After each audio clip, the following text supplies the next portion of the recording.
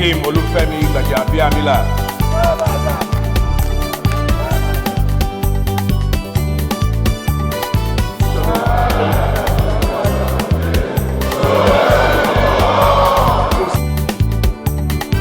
God bless you all.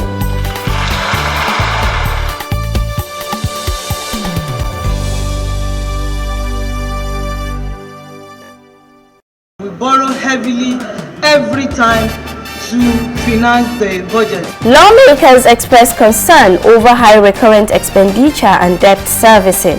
Oil theft is a problem that has existed for a long time in the Niger Delta.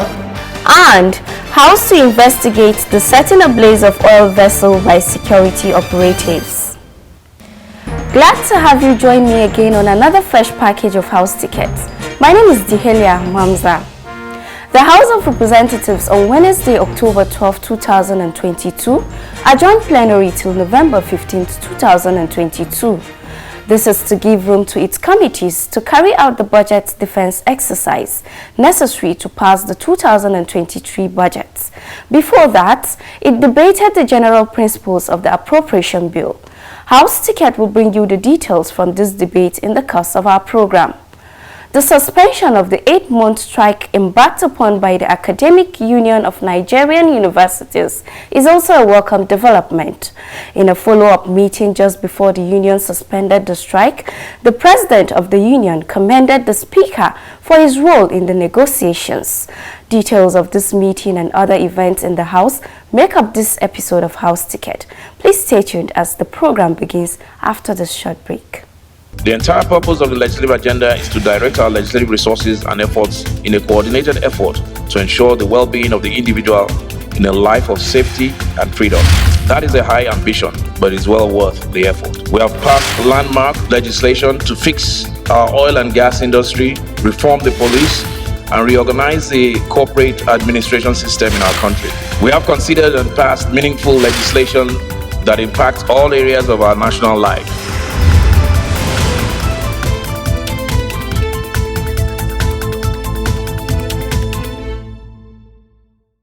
Welcome back. The 2023 appropriation bill came up for second reading in the House of Representatives last week.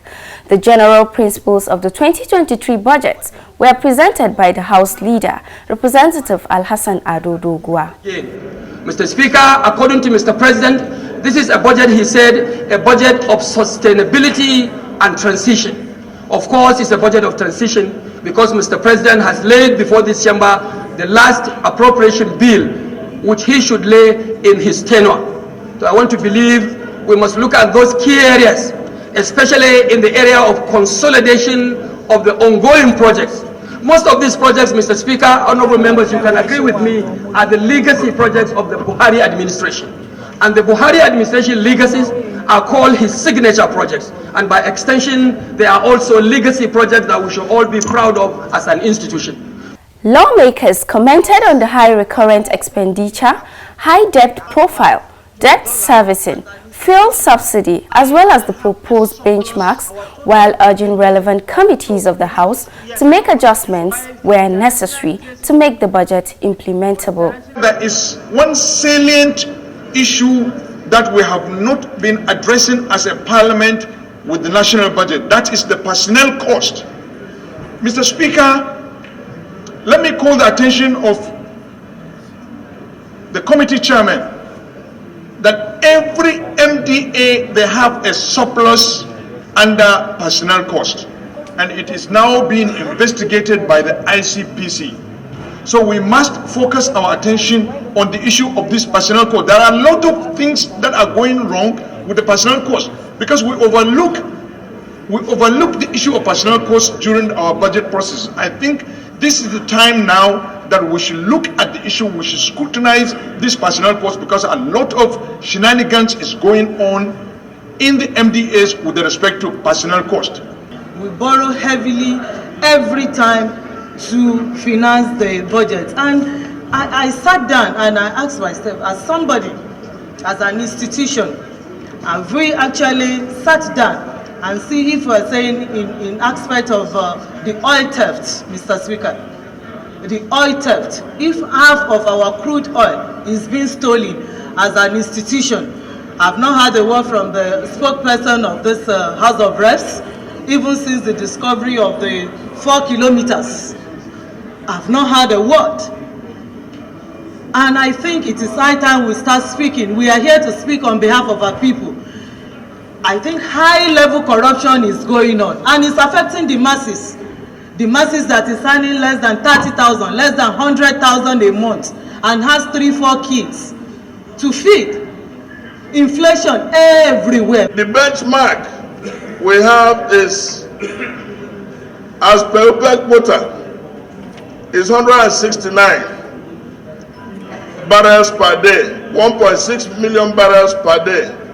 Today, what we have, or what we have set out to do, is less than 1.8 that we should be doing. Unfortunately, the insecurity situation in the Niger Delta, the level of debt, and the haste that is going on in the oil industry has made this impossible. Our debt to GDP ratio is still within the sustainable bound because it is 40%, while the international threshold or international standard for debt to GDP ratio is 55%. Our own now stands at 40%. So for me, it's a time to give kudos to this government, because without implementation of budget, no matter how much you talk about it, no matter the indices you present, it will not go to any issue. And of course, in the 7th Assembly, we asked one minister, we do not want to understand that the indices are showing up, that things are improving. We want to understand how it affects us from our constituency levels. Because when you pass budget and you do not see anything on ground in where the place you represent, it's very disheartening. You will hear billions, and then you cannot see 1 kilometer meter road in your own area. And today, sir, in my constituency, this government have done well in implementation of budgets. I'm not sure, since I was seated here, I heard people talking about the inclusion of climate change in this budget. The part of this budget that recognize efforts towards environmental security is not a thing to be ignored. It is a thing that we must pay attention to. And everything that we budgeted for must have an element of it that talks about the protection of the environment, climate change. It is very, very important, because it is when you have a secure environment that every other projection that you've made will be able to work perfectly well. So I urge the House to look out for that in all of the presentations that will be made before the subcommittees. Take it now. Say aye. Against the bill was voted on, it. passed, read the second term, and referred to the House committees on appropriation. A summary of the budget shows total sum 20.507 trillion naira, statutory transfers 744.109 billion naira, debt service 6.557 trillion naira, recurrent non-debt expenditure 8.271 trillion naira, and capital expenditure of 4.934 trillion naira only. Away from the budget debate, the House last week also considered matters of urgent public importance, motions and bills at first, second and third reading. The report of these legislative businesses is presented from our studio. Presiding over the plenary on Tuesday, October 11, 2022, the Deputy Speaker, Ahmed Idris Wase, made an announcement on the appreciation from the Speaker, Femi Gbajabiamila, to the honorable members over the national honor he was conferred with by President Muhammadu Buhari. Representative Wase said the Speaker thanked his colleagues for all the support he has been given over the years, without which the recognition would not have been possible. The federal government of Nigeria's investment in the bank are documented. On motions on the matters of urgent public importance, the House considered the need to suspend the proposed sale of Polaris Bank. It was sponsored by Representative Henry Nwauba. Given the need to ensure that the divestment in the bank does not jeopardize the core reason for the CBN intervention in the bank in the overall public interest, the divestment should be done most transparently following the required due process. Cognizant of the fact that this is necessary to avert public outcry and untoward reaction from critical stakeholders in the economy, foreign business partners, banking community, depositors, correspondent banks, etc., as it is also crucial to avoid the shortcomings of the previous similar exercise undertaken in the past. In his prayer, the lawmaker urged the House to direct the Central Bank of Nigeria (CBN) to immediately suspend the sale of Polaris Bank PLC until the CBN, Nigeria Deposit Insurance Corporation (NDIC), and the Asset Management Corporation of Nigeria (AMCON) have concluded all processes for an open, transparent, and competitive bid process in line with best practice and procedure for divestment of this nature. Appoint an ad hoc committee of the House of Representatives to, within 21 days, review the total outlay by the federal government of Nigeria in Polaris Bank and account for the entire financial input in the bank by the federal government of Nigeria through the Central Bank of Nigeria, the Nigeria Deposit Insurance Corporation (NDIC), and the Asset Management Corporation of Nigeria (AMCON). Determine whether the conditions and terms of sale are likely to ensure a positive return on public funds thus far committed to the bank, whether as bailout funds or other investments, and make recommendations to the House of Representatives for any further legislative or other action necessary to ensure that the public funds committed to Polaris Bank are appropriately documented, accounted for, and made good on. The motion was voted on and adopted. The ad hoc committee constituted to carry out the investigation is to be chaired by Representative Henry Nwauba. Mr. Speaker, a motion on the need... Still on matters of urgent public importance, Representative Luke Onofiok raised a motion on the urgent need to investigate the circumstances surrounding the setting ablaze of an arrested oil vessel, allegedly involved in oil theft by security operatives.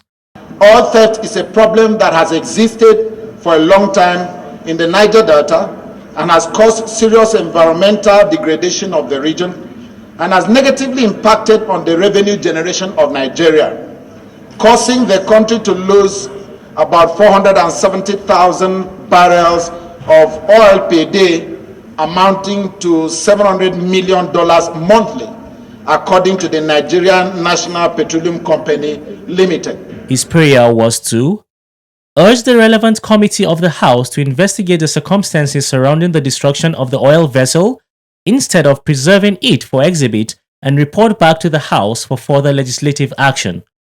The motion was voted on and adopted.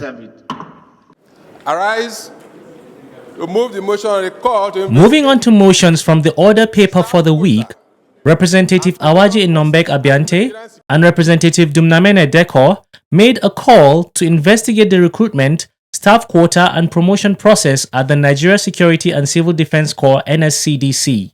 Recent reports indicate that the Nigerian Security and Civil Defense Corps has not been observing the principles of federal character in its recruitment process, thus marring the corps with irregularities, racketeering, favoritism, and nepotism, where the management team use their position and influence in high places of authority to recruit family members, as reported that the recruitment exercise was done without advertisement, with over 90 employment letters returned to the headquarters from Imo State, as those who were to receive their letters did not show up, and that those slots were reported to belong to River State indigents. The motion was voted on while the resolution to mandate the committees on interior, federal character and public service matters to investigate recruitment, staff quota, and promotion exercises carried out by the Nigeria Security and Civil Defense Corps over a period of 10 years and report back within 6 weeks for further legislative action was adopted. As a result of the stagnant waters and... Still on motions, Representative Chukwuka Onyema moved a motion on the boat mishap in Ogbaru Federal Constituency and negative effect of flooding in various states in Nigeria. On the 7th of October 2022 was a dark Friday in Ogbaru Federal Constituency when a boat mishap led to the loss of lives, destruction of properties, thus rendering families, orphans, widows, and widowers. Actually, about 40-something people died in that boat mishap. And the bridge, this happened this morning, the bridge where the boat collided into or crashed into has finally actually fallen into the river. So it has cut off the people of that area. Then, the House also notes that such sad events happened in Niger, Kebbi, Kano, Rivers, Bayelsa, Ogun, Adamawa, and Bauchi states and Enugu state, to mention a few. The House is aware that the National Inland Waterways Authority has the mandate to provide regulations for safe water transportation, amongst others, but neglected its functions as provided by the Establishment Act and should be held responsible for the incessant boat mishaps in the country. The House, after considering the motion, resolved to urge the National Emergency Management Agency to send relief materials to the flood-affected areas across the country. Also urge the National Inland Waterways Authority to initiate and supervise safe water transportation policy across the country. Further urge the Central Bank of Nigeria and its subsidiaries to collate data of individuals in the affected areas and as well provide support funds to ensure quick recovery from the impact of the flooding. Amongst other resolutions adopted, the House observed 1 minute silence in honor of those who lost their lives. Worried that on October 9, Representative Solomon Bulus Mareng also moved a motion on the need to stop the incessant killings and kidnapping in Mangu Bokos Federal Constituency in Plateau State and other parts of the country. some suspected herdsmen attacked the people of Kulias village, which is 2 kilometers away from Bokos town, leaving more than 4 people dead and several others injured. Further concern that 5 persons were kidnapped in Deka and Tukun of Panyam district. On one Serki, 2 persons were abducted.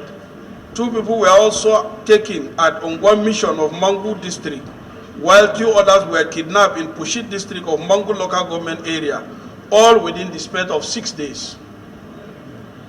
Worried that on October 9, 2022, 2 pastors, Peter Mandong and Bulus Mafulul, were attacked by the militia, and although they escaped, Pastor Bulus is currently at the Jos University Teaching Hospital receiving treatment from gunshots sustained during the attack. Following the motion, the House resolved to urge the Nigeria Police Force, Nigerian Armed Forces, and other security agencies to immediately mobilize security to the troubled areas with a view to investigate the root cause, apprehend and prosecute any person found complicit in the attacks. Also urge the National Emergency Management Agency to immediately provide relief materials to the victims and affected communities in Mangu Bokos Federal Constituency, mandate the Committees on Police Affairs, Army, and National Security and Intelligence to investigate the matter and report back within 2 weeks for further legislative action.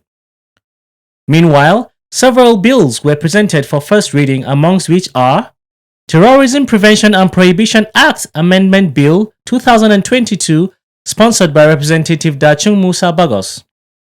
Electoral Act Amendment Bill 2022, sponsored by Representative Babajimi Benson. Regulation of Wire, Oral and Telecommunication Bill 2022, sponsored by Representative Babajimi Benson. Several bills also skilled second reading during the last 1 week, amongst which are a bill for an act to establish Federal College of Nursing and Midwifery, Ado Ekiti, Ekiti State, and for related matters, sponsored by Representative Olushola Steve Fatoba. A bill for an act to establish Federal University Gusau and make comprehensive provisions for due management and administration of the university, and for related matters, sponsored by Representative Mohammed Tahir Mongono. A bill for an act to mandate schools to provide for adequate special needs education to students with learning disabilities, and for related matters, sponsored by Representative Obinna Chidoka. The bills were voted on, passed at second reading, and referred to relevant committees for further work. Still on bills, Leader of the House of Representatives Alhassan Ado Doguwa presented 5 bills for third reading on Tuesday 11th October 2022, amongst which are a bill for an act to provide for establishment of Service Compact Management Agency (Servicom) for the effective management, execution and enforcement of Service Compact with citizens, setting, control, implementation and enforcement of service charter and standards, the identification and facilitation of resolution of service failures, and enhancement of citizen service rights and responsibilities in Nigeria and for related matters. And a bill for an act to provide for establishment of National Religious Harmony Commission and for related matters. The bills were voted on and read for the third time.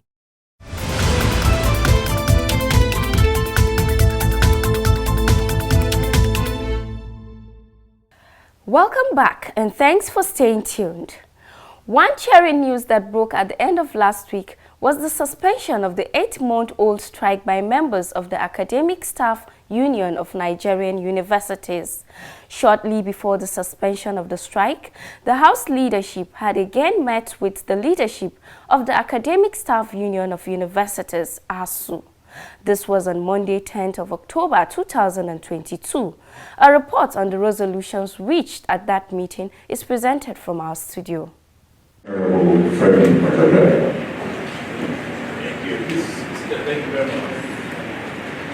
During the meeting held between the House leadership and ASU on Monday, the 10th of October 2022, the Speaker said that the intervention by the leadership of the House was fruitful, adding that the meeting with President Muhammad Buhari was far-reaching. As you will recall that some weeks back ago, the House got involved in this crisis, and we had long, tough, intense meetings with ASU. We had meetings with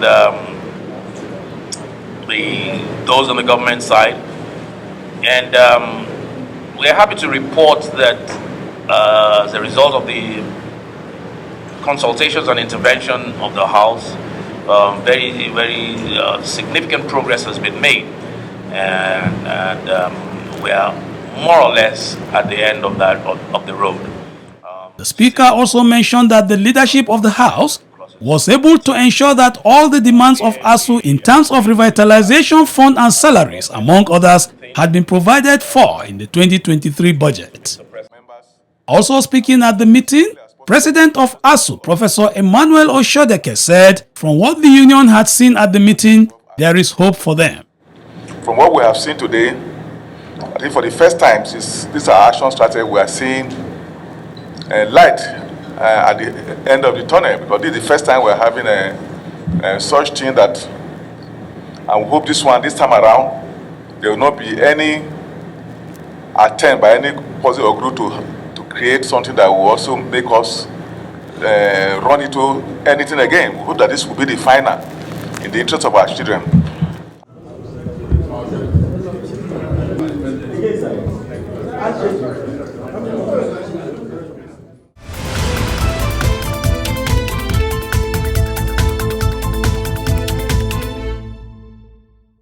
Many thanks for spending your time with us on House Ticket. As mentioned at the beginning of the program, the House has adjourned plenary particularly to allow House committees concentrate on the 2023 appropriation bill and other legislative engagements. We will continue to bring you reports of these engagements as they unfold. So let us meet again next time for more on the activities of the 9th House of Representatives. Until then, bye for now.